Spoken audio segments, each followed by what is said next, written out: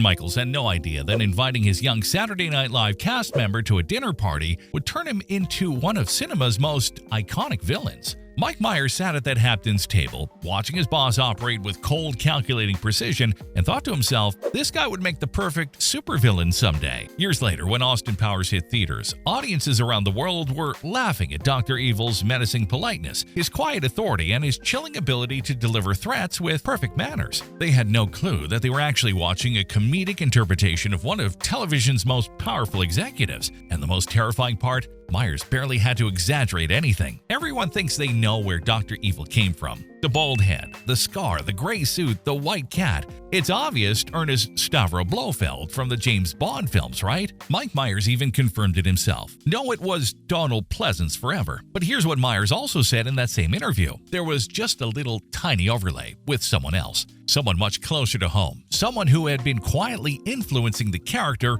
all along without anyone realizing it. That someone was Lorne Michaels, the legendary creator and producer of Saturday Night Live. And the story of how this happened is absolutely wild because it reveals something disturbing about power, observation, and how the entertainment industry really works. See, Myers didn't just work for Michaels. He studied him for years, like a scientist studying a specimen, and what he discovered was both fascinating and slightly terrifying. Have you ever had a boss who gave you genuine chills? Someone whose quiet authority felt almost supernatural? Let us know in the comments below what kind of authority figures have given you those Dr. Evil vibes, because you're about to understand exactly what Myers was dealing with. Picture this. It's the 1990s, and Mike Myers is this young Canadian comedian from Scarborough, trying to survive in the pressure cooker of Saturday Night Live. Then, out of nowhere, Lorne Michaels, the most powerful man in comedy, invites him to the Hamptons. Myers' first thought, am I fired? Because that's what you think when your intimidating boss wants to see you privately, right? But no, Michaels genuinely wanted to host Myers at his estate.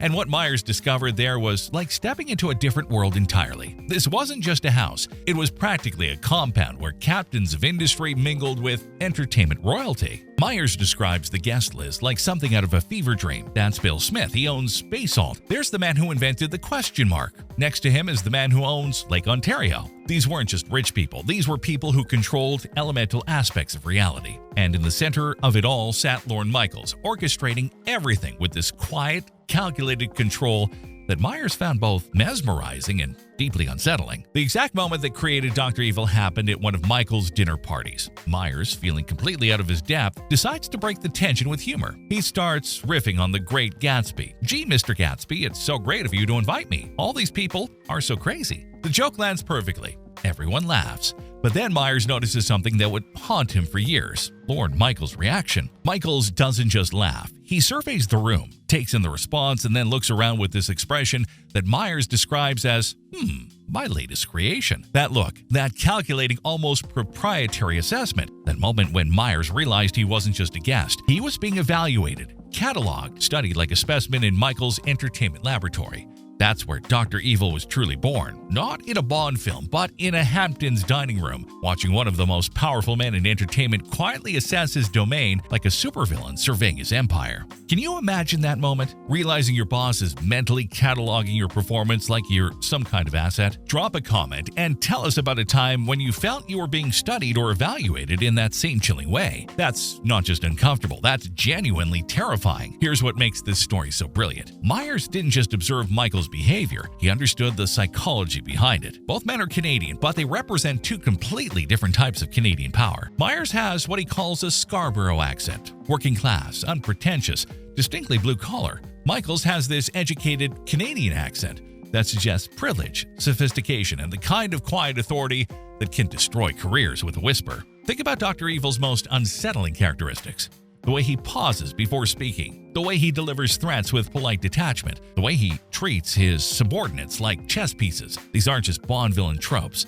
They're behavioral patterns of a media mogul who spent decades managing egos and manipulating outcomes. And there's something uniquely Canadian about this type of power. It's not loud or brash like American authority. It's quieter, more subtle, more polite. Even when Dr. Evil is threatening to destroy the world, he does it with a certain understated courtesy that feels distinctly Canadian. But here's the terrifying part. This politeness makes the threats more effective, not less. When someone can destroy you while maintaining perfect manners, that's true power. What Myers realized, consciously or not, is that Lorne Michaels was essentially a real-life supervillain. Think about it. He controls a media empire that shapes American culture every Saturday night. He can make or break careers with a single decision. He operates from his entertainment fortress, surrounded by loyal subordinates who carry out his will. The only difference between Michaels and Dr. Evil is scale. Instead of trying to take over the world, Michaels settled for controlling Saturday night television. Instead of demanding $1 million, he negotiates multi-million-dollar network deals. Instead of freaking laser beams, he has the power to destroy careers with a single phone call. Dr. Evil is what happens when you take these very real power dynamics and push them to their logical extreme.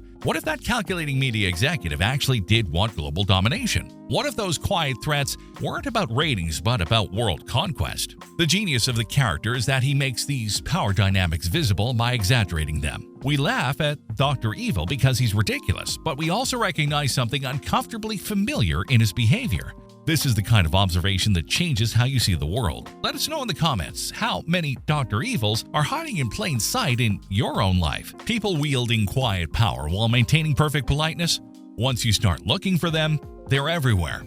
And I want to hear your stories. But here's what makes this even more complex. Dr. Evil isn't just Lorne Michaels, and he isn't just Donald Pleasance's Blofeld. He's a perfect fusion of both, with Myers' own comedic genius layered on top. From Blofeld, we get the visual iconography that makes Dr. Evil instantly recognizable as a Bond villain parody. From Michaels, we get the psychological core, the calculating intelligence, the quiet authority, the way he treats subordinates like expendable resources. And from Myers himself, we get the comedy that makes it all palatable. The malapropisms, the outdated references, the way Dr. Evil is simultaneously threatening and absurd. This layering is what makes Dr. Evil so memorable and unsettling. He's not just a one-note parody. He's a complex character with multiple sources of inspiration, each adding depth and uncomfortable authenticity to the performance. This story reveals something profound and slightly disturbing about how great characters are created. They're not just invented, they're observed, absorbed, and then transformed through the lens of creativity. Myers spent years working under Lorne Michaels,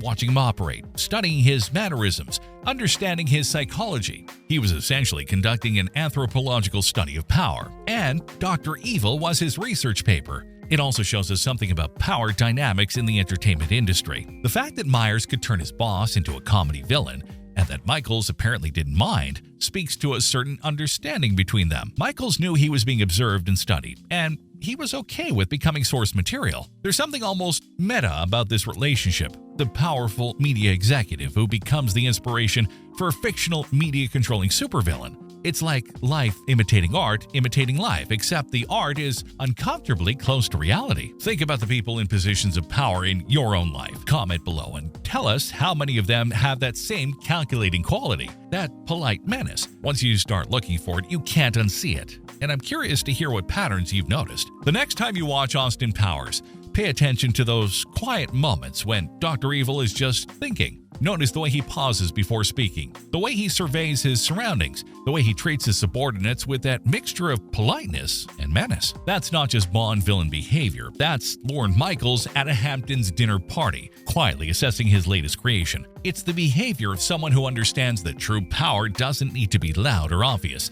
It just needs to be absolute. And maybe that's the real lesson here. The most effective villains aren't the ones who scream and threaten. They're the ones who speak softly and carry a big stick. They're the ones who can destroy you while maintaining perfect manners. They're the ones who make you feel like you're being studied, cataloged, and filed away for future use. Mike Myers turned a dinner party observation into one of cinema's most beloved villains, but he's also revealed something uncomfortable about the nature of power itself. Dr. Evil is funny because he's exaggerated, but he's unsettling because he's not that exaggerated. So there you have it. The real story behind Dr. Evil. What started as a Donald Pleasance impression became something much more complex and disturbing, thanks to Mike Myers' keen observation of one of television's most powerful figures.